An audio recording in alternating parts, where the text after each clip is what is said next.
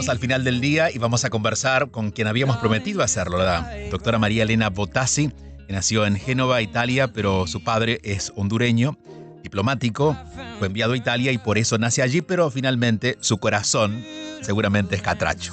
Ella es microbióloga, directora del Centro de Desarrollo de Vacunas del Hospital Infantil de Texas. Es además miembro de la Academia Nacional de Ciencias de Estados Unidos, nominada al Premio Nobel de la Paz y calificada por la revista Forbes como una de las 100 mujeres más poderosas de Centroamérica. Vamos a conversar con ella porque hay una noticia que nos llegó hace aproximadamente un mes, que decía que hay una nueva vacuna que se llama Corbevax, pero esta vacuna tiene unas características realmente interesantes, además de todo lo que se proyecta hacer con ella. Así que vamos a aprovechar también a hacer preguntas que todos tenemos acerca de estos tiempos donde el COVID ha dejado de ser noticia, pero de alguna manera sigue entre nosotros. María Elena, ¿cómo está? Buenas noches, gracias por atendernos. Muy buenas noches, es un placer estar con ustedes al final del día. Nos da mucho gusto. María Elena, ¿qué ha pasado en Estados Unidos en los últimos días, además de la guerra, que hemos dejado de hablar tanto del COVID? ¿Es que ya estamos en la etapa final?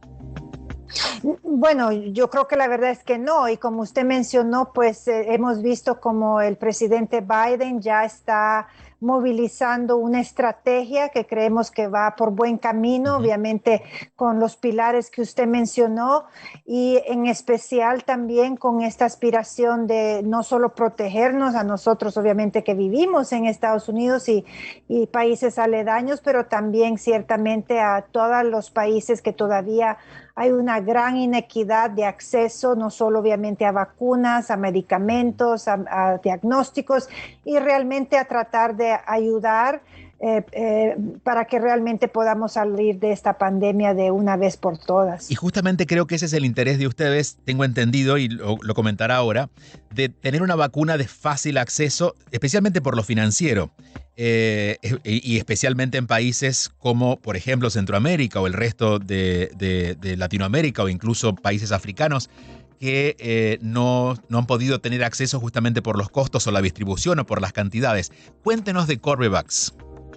Sí, en efecto, nuestro centro de desarrollo de vacunas, que está ahorita basado obviamente en Houston, en el Centro Médico de Texas, con una colaboración de Baylor College of Medicine y Texas Children's Hospital, tiene como aspiración, no solo como dice usted, desarrollar tecnologías que puedan alcanzar a ser no solo utilizadas, pero accesadas a bajo costo por los países que lo necesitan, pero también creando este concepto de descolonización que implica que sean producidas de una manera indígena, y por eso es que hemos optado, como hemos hecho por ya más de 2 décadas, de desarrollar tecnologías que no tienen barreras de propiedad intelectual y que usan tecnologías que, como dice usted, tienen la capacidad no solo de ser producidas en grandes escalas y mantener los costos bajos, pero que puedan ser también aprendidas en las regiones que vemos que tienen la necesidad de crear capacidad local o regional. Y yo creo que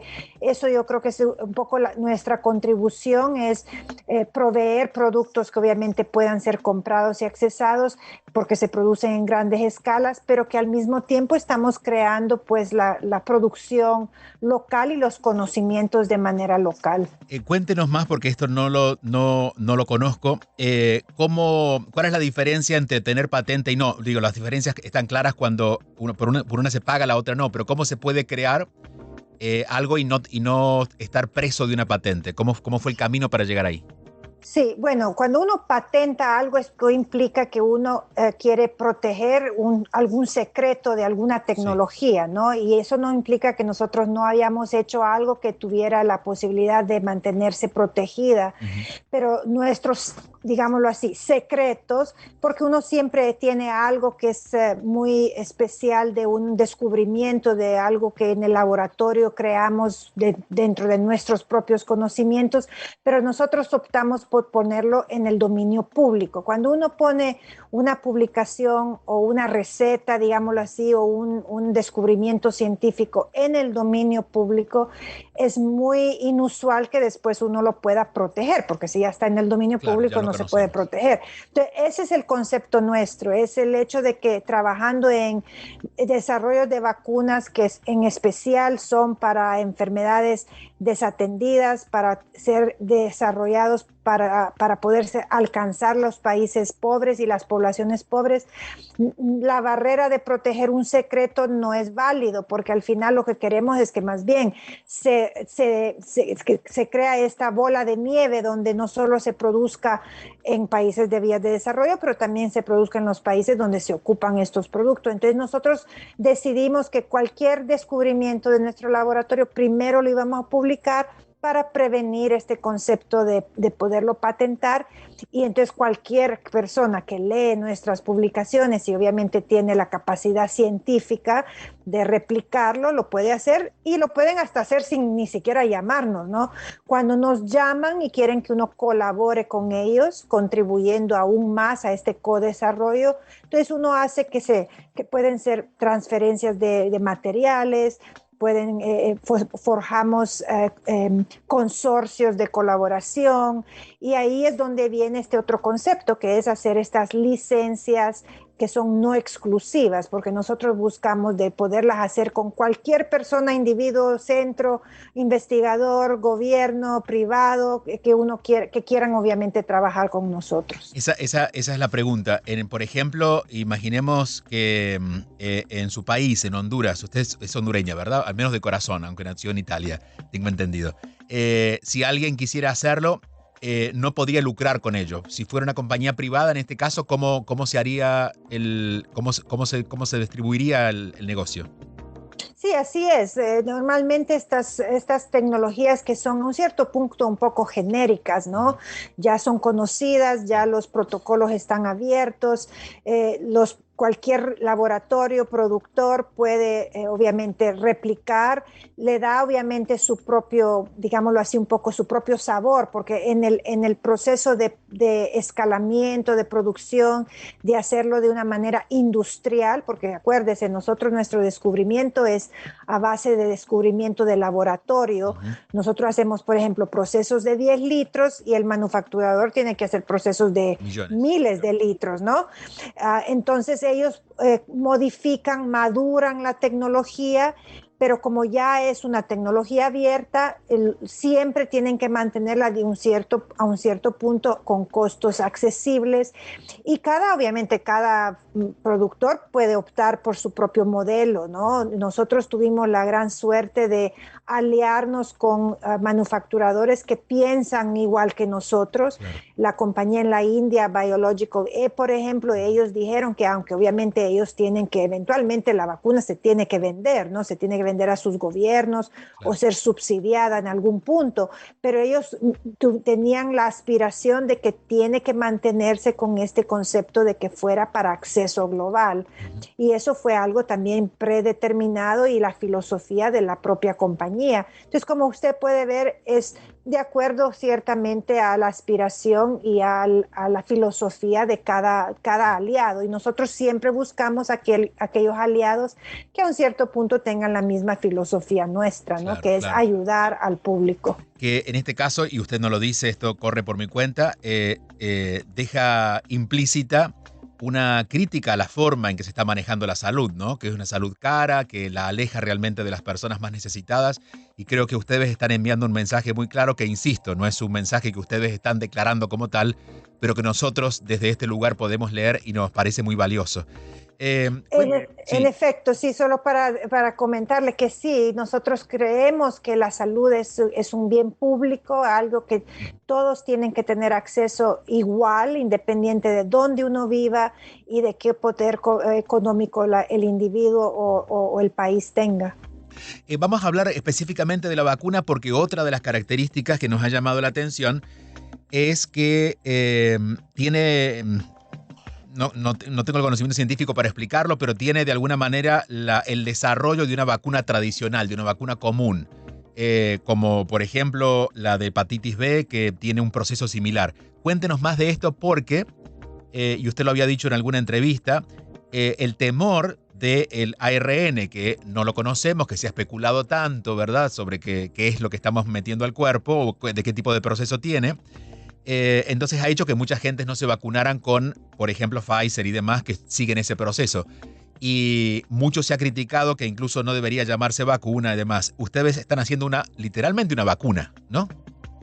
Sí, bueno, la verdad es que todas son vacunas, porque un producto que se le da a una persona sana para activar nuestro sistema inmunológico de la manera que se active. En el concepto de un vector viral o un ARN, es que nuestro cuerpo procesa y produce lo que se llama el producto, que es la proteína, que después activa al sistema inmunológico. Nuestro sistema es convencional porque, como dijo usted, ya se ha utilizado en muchas vacunas que ya han sido aprobadas y se han utilizado en millones de niños, por ejemplo, la vacuna de la hepatitis B, también está la vacuna de la pertusis, la vacuna del papilomavirus, y ya viene con estos procesos que son altamente conocidos, que tenemos previa evidencia de seguridad.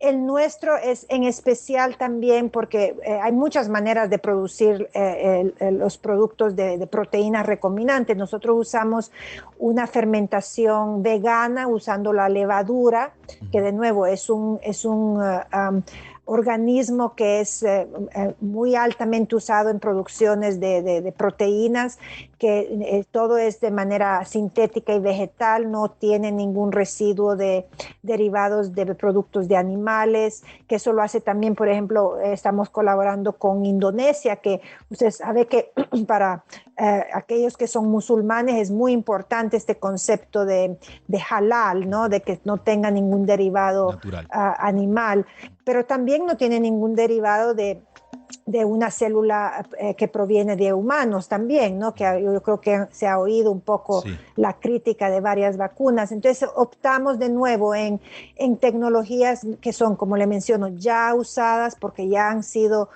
usadas para producir otras vacunas ya utilizadas, ya comprobadas con su seguridad, y que entonces ya tenemos un poco, como dice usted, de confianza.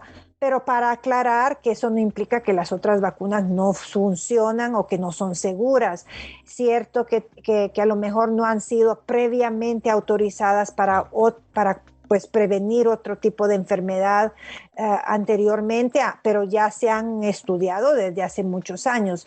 Las de nosotros tienen más años de estudio y más comprobación, pero todas tienen el mismo rigor de ser evaluadas y han pasado por ciertamente muchos estudios, no solamente preclínicos, pero también ya ahorita pues con evidencia de vida real, ¿no? Porque estas vacunas ya están siendo usadas en millones de personas. ¿Y qué efectividad han encontrado? Los estudios que han hecho en la India han encontrado efectividad muy parecida a las vacunas de los ARN mensajeros, a nivel de más del 80% de poder neutralizar de nuevo estos virus delta, virus beta, más del 90% para neutralizar el virus original. Todo el mundo obviamente está preguntándose qué pasa con Omicron, y a veces uno hace los estudios, pero lo hace los estudios cuando está circulando una variante diferente. Entonces ahorita la compañía está reevaluando todos los resultados para ver el porcentaje de neutralización contra Omicron, esperando, pues como hemos visto que ya Omicron está un poco en la baja, y esperanzados de que no venga otra variante que después tengamos que correr a ver cómo están los resultados. Pero en general, muy altas protecciones. Hicieron un estudio que se llama de superioridad, o sea, hicieron un estudio que se comparó la eficiencia de neutralizar usando la Corbevax comparada con el porcentaje de neutralización de AstraZeneca Covishield, y demostramos estadísticamente de que es una vacuna superior. Eso también no implica que la de Covishield no es buena, simplemente se demuestra que está a la par y a un cierto punto hasta mejor que la de AstraZeneca.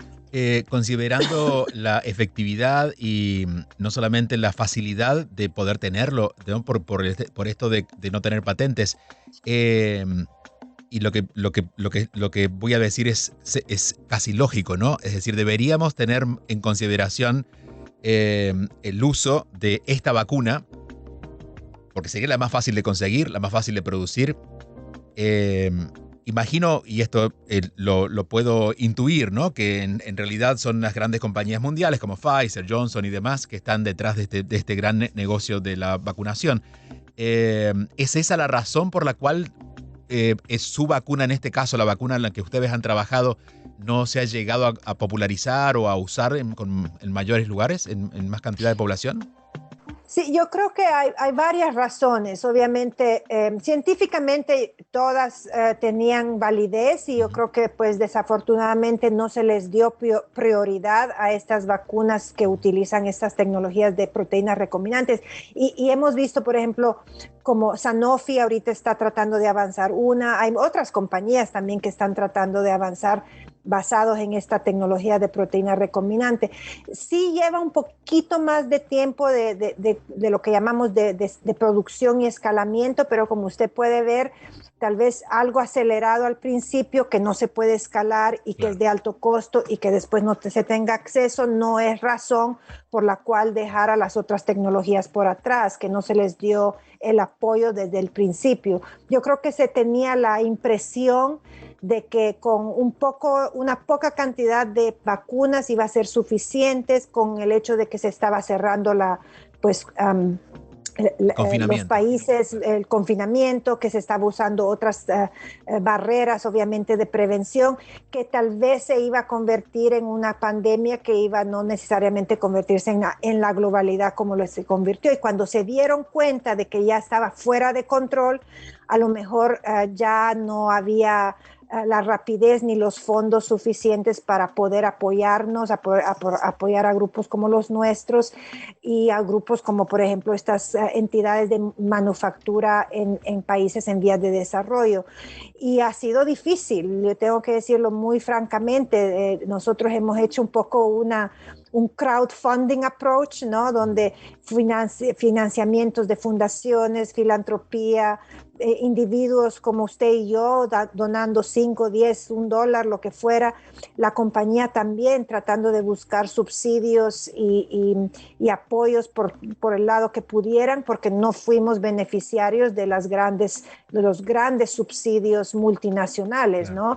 Y yo creo que aquí es una lección de que gracias a Dios las vacunas que fueron subvencionadas funcionaron, aunque obviamente no han sido suficientes, pero yo creo que cuando uno no sabe qué va a funcionar, uno tiene que por lo menos diversificar esa estrategia y diversificarla desde el principio, ¿no? Sabiendo de que si en efecto después se tengan que usar, ya estén listas para poder apoyar este concepto de equidad. ¿Cuál es el presupuesto más o menos que se necesita para un tipo de investigación como esta? Mire, es difícil dar un número exacto porque obviamente cada microbio es diferente, cada proceso es diferente. Hemos visto cómo se han puesto billones, mil millones de dólares y euros, ¿no? en compañías como Moderna, obviamente Pfizer puso sus propios fondos. Nosotros lo hemos logrado hacer en nuestro instituto con menos de 7 millones en estos últimos 2 años, ¿no? Y obviamente la compañía en la India tuvo que poner sus propios fondos y conseguir también financiamientos. Entonces es muy difícil, pero yo creo que al final lo que se tiene que valorar es, de nuevo, la capacidad no solo de escalar, de reproducir, de hacerlo de una manera, como mencioné, indígena, donde haya colaboración, pero que al final el producto es dado a un precio módico, suficiente, que así como países de alto ingreso lo pueden comprar, pero también que puede ser comprado por todos los países que a lo mejor necesitan tener vacunas que cuestan menos de $2 por dosis. Y yo sé que se puede hacer y lo hemos logrado inicialmente con esta colaboración con India, donde ellos desarrollaron Corbevax, que va a ser ofrecida a menos de $1.90 en la India y obviamente la esperanza es que se mantenga esos costos cuando también se distribuya próximamente a otros países. Es decir, que estamos hablando de aproximadamente el 10% del valor de las comerciales. Pero acuérdese también, ¿no? Que estamos hablando de nuevo, no tuvieron que construir nuevas fábricas. El personal ya estaba capacitado porque ellos ya producían vacunas usando las levaduras. Ellos son uno de los grandes productores de vacunas de la hepatitis B. No, los insumos son insumos un poco más convencionales, entonces ya a lo mejor ya los tenían hasta disponibles. Y trabajar con algo nuevo, una tecnología nueva, es como cuando uno compra un nuevo iPhone, ¿no? El iPhone siempre al principio cuesta una cantidad exorbitante, a medida de que obviamente se va financiando, ya usted puede comprar un celular un poco más módico. Entonces, la curva de aprendizaje, la curva de que estas tecnologías innovadoras se conviertan en lo que llamamos nosotros mainstream, lleva tiempo, ¿no? Entonces, hacerlo también durante una emergencia es lógico que los precios son más altos. Usted vio que hubo una gran disrupción de las cadenas de insumos, ¿no? Entonces, es cierto, una vacuna que tal vez hoy cuesta 20, 30, $40, la esperanza es que eventualmente se van a convertir también ellas en tecnologías convencionales. Igualmente ustedes ya la tienen en mano, la tenían en mano. Esto cuando nosotros lo hemos conocido en las noticias hace un mes, pero ¿desde cuándo ya está oficialmente afuera? ¿Cuándo India lo empezó a producir? ¿El año pasado? Bueno, nosotros empezamos a trabajar con nuestro partner en la India desde muy al principio del 2020, probablemente que abril, mayo del 2020. Nosotros ya tenemos 10 años de estar trabajando en una tecnología de producir prototipos para SARS y MERS. Nos tomó tal vez unos 2, 3 meses en readaptarla para la COVID-19 y apenas teníamos ya nuestra tecnología, el prototipo, pues empezamos a llamar a todos los productores a ver quién estaría interesado en no solo colaborar con nosotros, el hecho que obviamente estábamos publicando nuestros artículos, incentivar a ver quién quería adaptar o adoptar la tecnología, y desde hace ya más de 20 meses estamos obviamente trabajando con Biological. Ellos recibieron su autorización el 28 de diciembre para una edad adulta. Ahora ya hace la semana pasada se extendió esa autorización para los adolescentes de 12 años en adelante, y están terminando ahorita la información para que reciban su autorización de 5 años en adelante. Y también están haciendo obviamente estudios para ver si uno puede utilizar esta vacuna como un refuerzo, ¿no? En personas que ya recibieron otra vacuna anteriormente.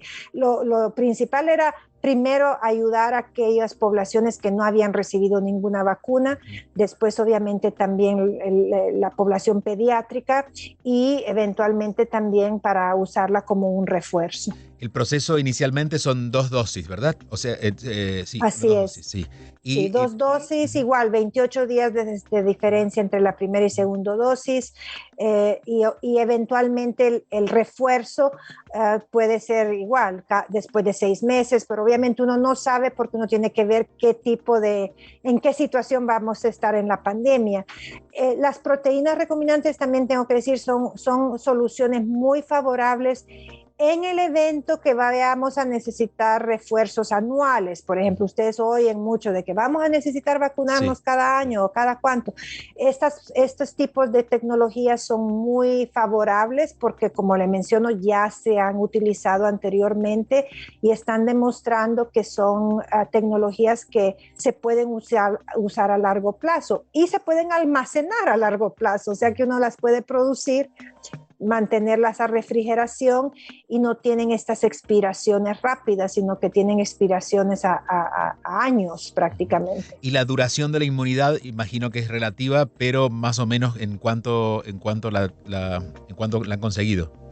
Sí, fíjense que justo un estudio interesante, cuando empezaron a hacer los estudios clínicos, que fue prácticamente a finales del 2020, ellos le dieron seguimiento a la población para ver después de cuántos meses ellos podían todavía ver una inmunidad pues alta. Y esos individuos que recibieron su vacuna hace 6 meses, 7 meses, 8 meses, 9 meses, todavía tienen una inmunidad muy alta, entonces se ve que es duradera. Entonces creemos que esta vacuna también es, no se ven esas reducciones en la inmunidad. Obviamente se tiene que ver en el contexto, como le menciono, de qué variante está circulando, ¿no? En qué situación estamos de la pandemia, pero tiene ya evidencia de que la inmunidad que confiere es una inmunidad a larga duración.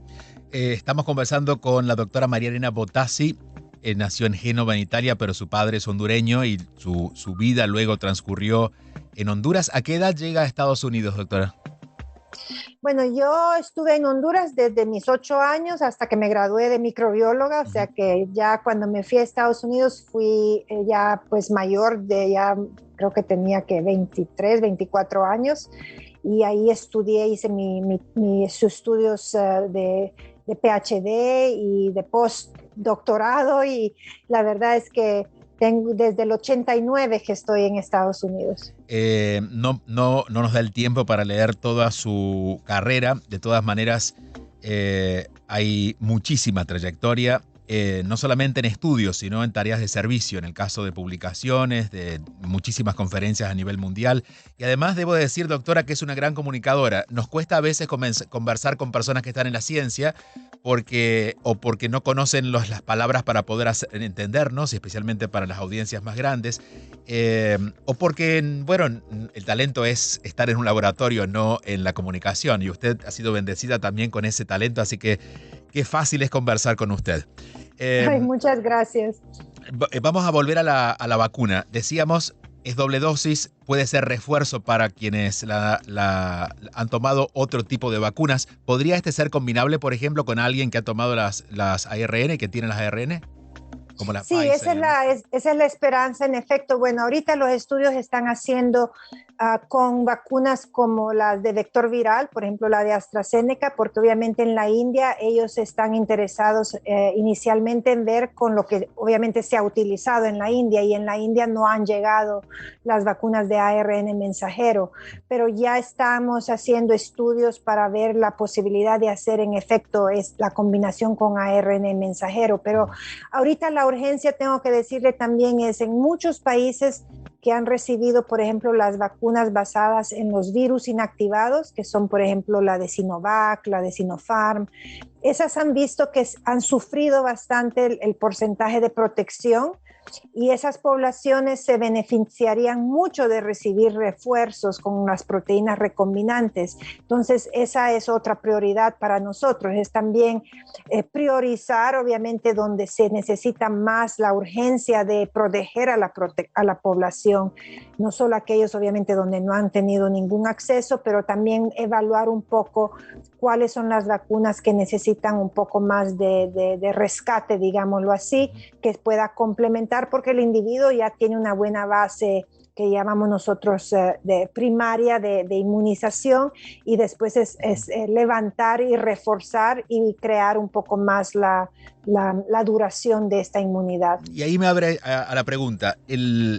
Obviamente no es suficiente, y no sé si en todos, y esta es la pregunta, en la inmunología natural del ser humano no puede contra el COVID porque el COVID es muy fuerte, o porque nosotros no estamos con una inmunología muy alta porque no nos alimentamos bien, porque no cuidamos nuestra vida. ¿Podríamos, si nos hubiéramos cuidado, hablo de la cultura en general, desde la alimentación hasta el cuidado de la salud, podríamos haber sobrepasado esto sin haber necesitado una vacuna? Mira, es una muy buena pregunta, porque la verdad que lo esencial es que nosotros como seres humanos, aunque somos parecidos unos a otros, somos muy diferentes unos con otros, ¿no? Entonces, no solo en nuestra parte genética, obviamente, como dijo usted, en la parte nutricional, muchos de nosotros también tenemos otras enfermedades de base, obviamente en la edad en que estamos, qué tan saludables somos, ¿no? Y se ha visto con este virus donde no se podía ni siquiera predecir, ¿no? Gente muy joven fue afectada muy gravemente y han obviamente muerto, como obviamente las poblaciones de los adultos mayores. Al principio se veía como los niños a lo mejor se tenía la percepción de que no estaban siendo afectados. Entonces, dejar de predecir de que si uno se infecta naturalmente, obviamente sí vamos a tener una respuesta. Y hay unos que hemos tenido de que a lo mejor la respuesta fue favorable y no tuvimos ni síntomas y pudimos obviamente contraatacar el virus, pero otros que no. Entonces, dejarlo al azar, pues tampoco no es algo pues que es muy favorable, Claro, ¿no? Entonces, claro. por eso es que las vacunas tienen ese concepto, es que uno estudia el microbio buscando cuál es el talón de Aquiles de estos microbios y desde hace muchos años sabíamos que esta proteína espiga de la coronita de este virus definitivamente era algo que es esencial para el virus, ¿no? El virus mismo para sobrevivir. Entonces, sabiendo cómo atacar, cómo inducir una inmunología, una inmunidad protectora, iba a ser más dirigida, podíamos manipularla para que fuera más robusta, como me estamos hablando hace unos momentos, de que pudiéramos realmente asegurarnos de que independiente de que si somos adultos mayores, que si somos niños, que que tenemos un factor de riesgo, la inmunidad de la vacuna nos puede ayudar a levantar a que todos respondamos de una manera favorable y así eventualmente cuando uno se infecta con el virus no tengamos estas enfermedades tan graves, ¿no? Que nos lleven a hospitalizarnos y que nos lleven a matarnos, porque esa era la prioridad esencial, ¿no? Aunque nos infectemos, que logremos pues controlarla combinando un poco obviamente la inmunidad que inducimos con una vacunación y al mismo tiempo porque también cada quien responde de una manera muy diferente a otra. Y por eso es que hay que resaltar que el beneficio de la vacunación, ¿no? De que es cierto que uno puede obviamente responder naturalmente, pero el beneficio de la vacunación es que uno prepara de una manera más inteligentemente cómo es que uno quiere que reaccione nuestro cuerpo. Entiendo. Considerando que es algo que lo incluimos en el cuerpo, los beneficios son los buscados, pero siempre tiene efectos secundarios. En este caso, dos preguntas. ¿Cuáles serían los efectos secundarios de la Corbevax? Y si los efectos secundarios de la Corbevax serían diferentes a lo que han usado otras tecnologías. Sí, y es cierto, y todo en este mundo tiene un beneficio y todo también puede conllevar un riesgo. Y cualquier medicamento, ya sea vacuna, droga, todo tiene un riesgo, ¿no? Pero lo ideal, como dice usted, es que el riesgo sea mucho menor y obviamente que el beneficio sea mucho mayor y también en comparación con uno estar expuesto al virus de una manera natural, ¿no? Entonces, estas vacunas basadas en proteínas recombinantes ya tienen años de experiencia de ver cuáles son las seguridades, obviamente en vacunas, por ejemplo, de la hepatitis B y otras, vemos que tienen ciertamente reacciones como las vemos comúnmente, los dolores en el brazo, que a veces le da a uno calentura, o que a veces obviamente tiene reacciones adversas que no son severas, que son transitorias, como la hemos visto con prácticamente todas las vacunas.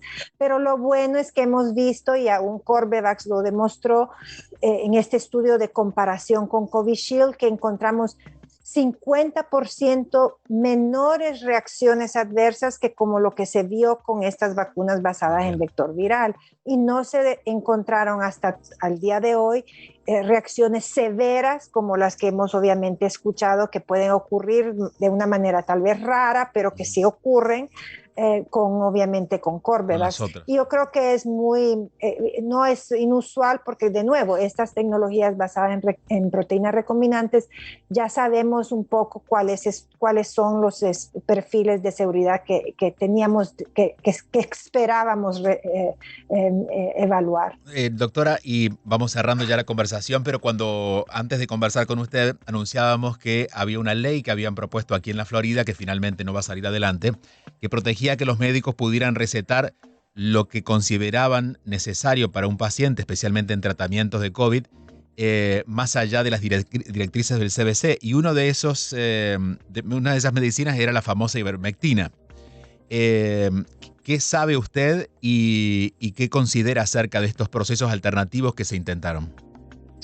Bueno, yo como no soy experta en medicamentos y drogas, Sí. no puedo dar más que el hecho de que yo sé que la ivermectina, que es un medicamento que lo usamos ampliamente para tratar ciertos tipos de parásitos, Parásitos. o también es un medicamento que se usa también en el ámbito veterinario. Um, eh, Se hicieron muchos estudios porque al principio es cierto, tiene la esperanza de que a lo mejor algo que ya existe, algún medicamento que ya se está utilizando, que tal vez tenga la capacidad de poder ser reutilizado para otro tipo de indicación. Ujú. Pero ciertamente uno tiene que seguir de nuevo, como uno hizo estudios para evaluar si las vacunas funcionan, como los nuevos medicamentos se han evaluado para ver si funcionan, todo se tiene que hacer obviamente en estudios controlados y evaluando después obviamente la evidencia científica, si funciona o si no funciona, cuál es el beneficio, cuáles no las potenciales repercusiones. Y ciertamente basado en eso, pues yo como profesional de la salud concuerdo con que el hecho de que si hay una pauta que es después que es basada obviamente en la evidencia científica, pues uno no tiene que obviamente usarla si no hay una evidencia de que obviamente puede conferir un beneficio, porque uno puede también causar Un daño, ¿no? un daño, ¿no? Si uno no sigue esas pautas. Doctora, ya para despedirnos, hay dos cosas que quedan en evidencia conversando con usted, más allá de todo lo que hemos sabido acerca de la Corbevax. Y es ver la nobleza de su trabajo y la ética detrás de eso, que creo que son dos valores o dos formas de trabajar que en estos tiempos se han ido perdiendo, o al menos no nos son tan evidentes, ¿no? Parece que todo lo demás nos hubiera sobrepasado. ¿Cómo ha sido su carrera? Brevemente, ¿dónde encontró esta pasión para a esta altura, después de tantos años de investigación, mantenerse con este nivel de ética y nobleza en una industria compleja, ¿no? Sí, y yo creo que pues ciertamente es mis valores personales, ¿no? Que vienen ciertamente de mi familia. Un poco tengo que decirle también mi base católica, ¿no? Que siempre es una guía moral y de ética, ¿no? De ayudar al prójimo y de estar siempre alerta, ¿no? Porque como dice usted, uno tiene que estar alerta de a veces de situaciones donde uno tiene que tomar decisiones, donde uno tiene que mantenerse siempre con la misma, como le digo, con los mismos valores.